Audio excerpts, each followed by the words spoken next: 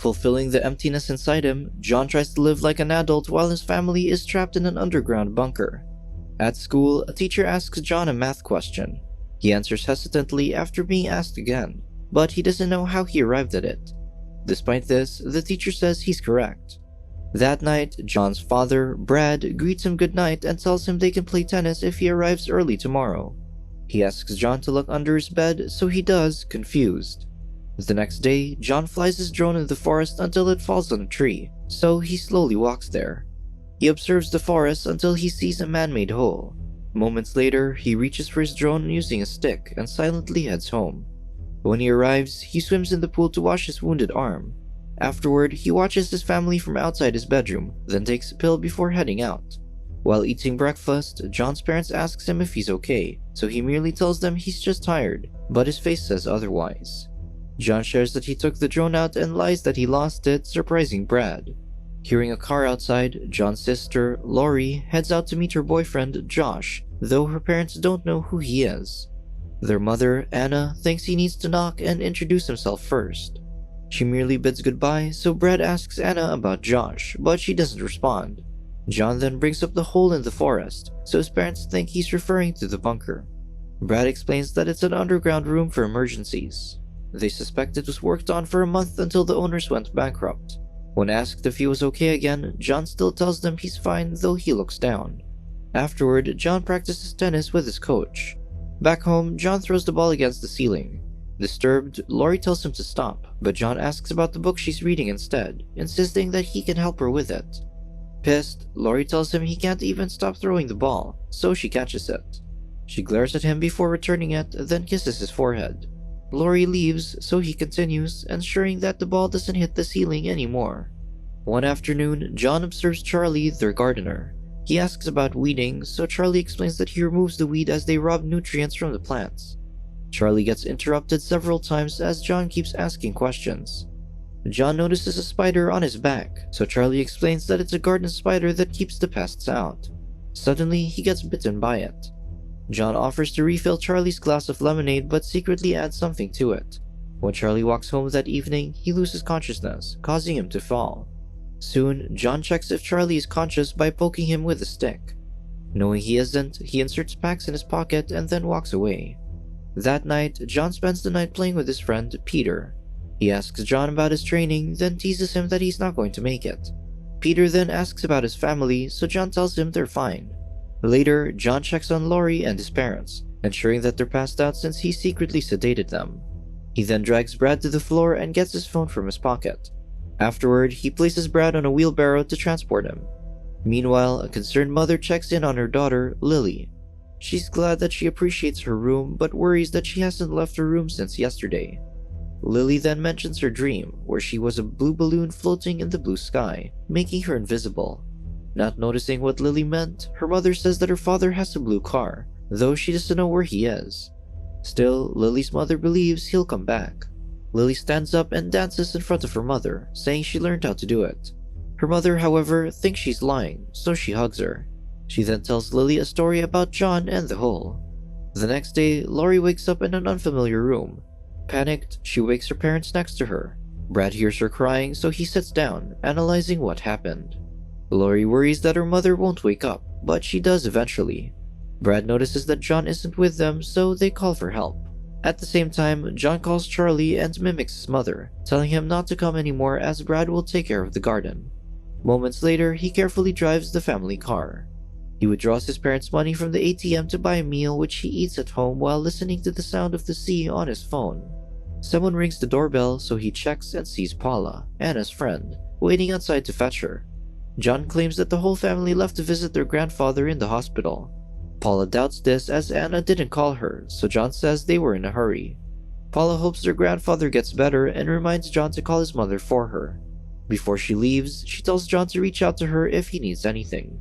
After some time, John goes to the bunker to deliver food. Anna and Brad are relieved when they see John, but when they ask who did this to them, the boy just stares at them. Eager to escape, Brad asks if he has a rope, but he just shows them the food he bought. Brad instructs him to get the ladder as John drops the food. They continue to instruct him in helping them escape until Brad yells at John to stop staring at them. Noticing what's happening, Lori thinks that John's the suspect, but Anna doesn't believe her. Brad threatens his son, shouting at him to bring the ladder, but John leaves. The next day, John reveals to Peter that he bought a TV. He invites Peter to visit as his parents won't be home soon. Peter agrees, so John says he'll pick him up from the station. Meanwhile, John's family attempts to get out of the bunker by forming a ladder. Brad instructs Lori to jump, but she gives up as they're still far from the top. Lori cries as she goes down, upsetting Brad. Frustrated, Lori contemplates why John did this to them. She starts eating the food that John brought, but Brad tells her not to, as he doesn't want them to eat there. Anna thinks there's no way out, so she suggests that they eat, so she starts drinking the water. Having had enough, Brad gives them back the food. Desperate, Lori grabs it, even those that spilled on the soil. Brad, meanwhile, sits across them and eats as well. At the same time, John plays the piano until it rains, leaving his family cold outside. The following day, John brings them their stuff. Worried, Anna asks John if someone's making him do this and if they're hurting him. Still, he doesn't respond and just drops the bag filled with sweaters and blankets. Lori begs him to talk, but John leaves. Afterward, John picks up Peter from the bus stop. On their way home, Peter mentions he's scared of him driving, so John teases him by going fast. When asked how his grandfather is, John says he's still in the hospital. Out of curiosity, Peter asks if he ever tried to drown himself.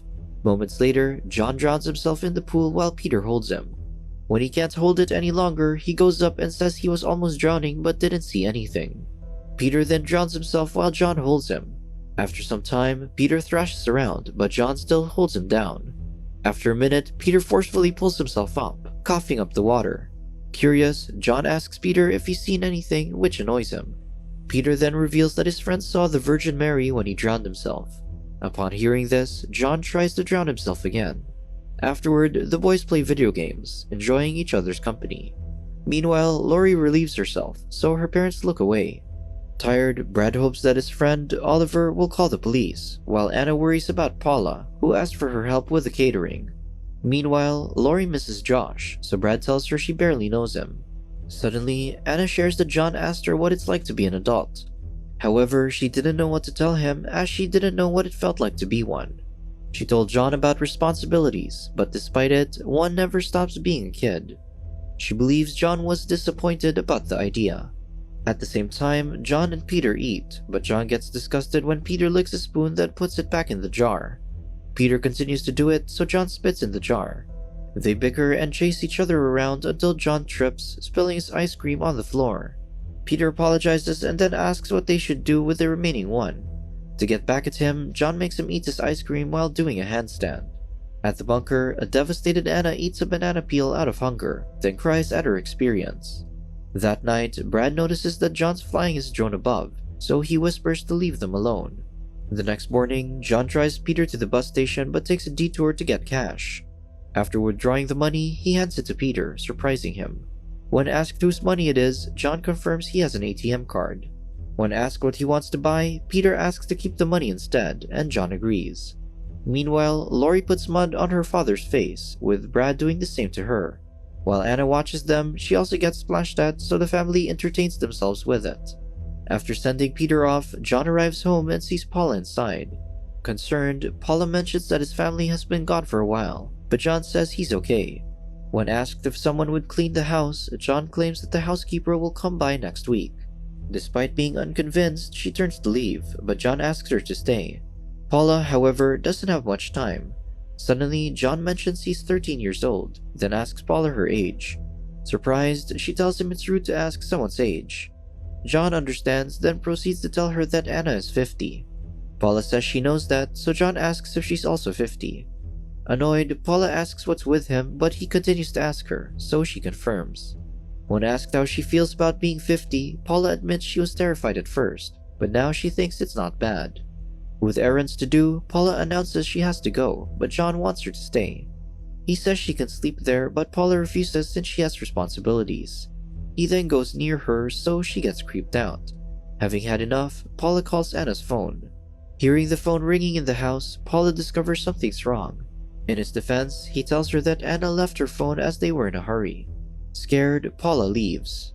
That night, Brad flashes a light to his wife and asks her what happened between her and John. Annoyed, Anna screams at him to turn the light off, waking Lori. Still, Brad continues to ask her, insisting that something must have happened. While at it, Lori drinks a small amount of water since Anna tells her not to drink at all. Anna then claims that nothing happened, but Brad's unconvinced. Meanwhile, Lily's mother mentions that she's leaving. When asked where she'll go, she says it doesn't matter. She reveals to Lily that she'll be on her own now as she's not coming back, surprising her. She tells Lily that she left money for her, which will last her a year if she doesn't misuse it. Confused, Lily asks if she can come, but her mother declines, claiming she's old enough to be alone.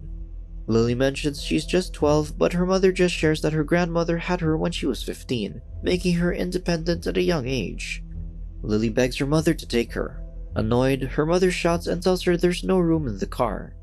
The scared girl tries to come up with other ways to get her mother to take her, but she threatens to take the money she left. Lily tells her to take it as she doesn't need it. She adds that she can sell their house, but her mother laughs, clarifying to Lily that they only pay rent. Worried, Lily asks where she'll go if the money's gone, so her mother claims it's up to her. Desperate, Lily hugs her, but it doesn't stop her from going. As a last resort, Lily volunteers to be her mother's assistant, but her mother insists she's no assistant, fighting back her tears. She gets her bags and leaves her young daughter to fend for herself. One day, Paula brings the police to John's house. The doors are locked, so they can't get inside. Shocked, John crawls outside his room to avoid being seen. Afterward, John practices tennis with his coach. His coach doesn't think John is ready for the competition and asks him about his mother since she hasn't paid for his coaching. The coach tells John he can help if he's struggling with anything, as he's worried he'll miss out. John assures him he doesn't need to and insists that he's ready. Annoyed, his coach tells him he needs to keep training as the qualifiers are tough. He shares that these are kids his age that train like professionals, and there are kids with parents who don't support them.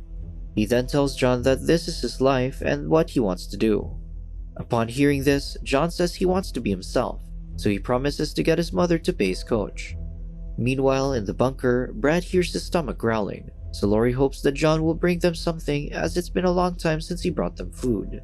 Lori then thinks John is trying to starve them to death, so Anna tells her not to think about it. Instead, she thinks something happened to John. Meanwhile, Brad mentions that it's the first time he's been hungry. While they talk, John sits near the hole, listening to them. Back home, John floats in the pool, where Oliver notices him. Thinking that he drowned, he immediately comes to rescue, so John goes up, assuming that he's just playing. When asked what he's doing there, Oliver mentions that he's working next door and is looking for Brad, but he's not around. He mentions their garden is a mess, but John merely asks if he wants something to drink, but he declines. He says he'll come back tomorrow after work, so John asks if they owe him money. The man clarifies that it's not about money, then he steps out of the pool. John then mentions he's cooking risotto, but he declines and leaves. In the kitchen, John cooks risotto while following a tutorial.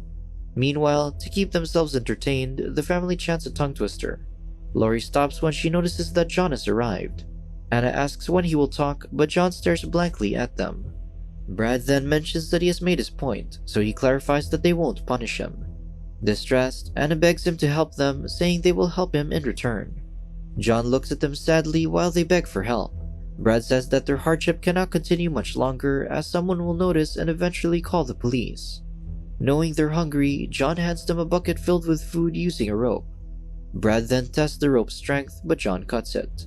He then mentions he cooked risotto, so his family eats it with their bare hands. John sits at the top and eats with them. Brad sees his favorite wine in the bucket, so he opens and chugs it. John also shows that he has one, so he drinks along with them. While they eat, John shares that he hit 300 serves, but his family doesn't seem to care as they're hungry. That night, John plays with the lights in the house, then decides to drive on the road, crying silently. Afterward, he walks in the forest with a flashlight, alone and lonely. The next day, he returns to his family, who are sleeping. He cries at the sight of them, frustrated at what he's done. Lori notices him, so he wipes his tears. Lori mentions he'll have tennis soon and thanks him for the risotto, praising him for it. She then feels sad, so she apologizes but doesn't know why. Moments later, they hear John putting down the ladder for them. Surprised, the family immediately goes up. They walk back home with Lori running fast. She sees John floating in the pool, so she screams. They immediately rescue him and find that he's fine. That day, the family decides to fill the hole with soil, so nothing ever gets trapped there. As if nothing happened, the family eats their dinner like usual. The next day, Lily walks in the forest alone and lonely, finding herself in the same shoes as John. Subscribe to watch more videos like this. Turn on notifications. And leave a like, it really helps the channel out. Thank you for watching.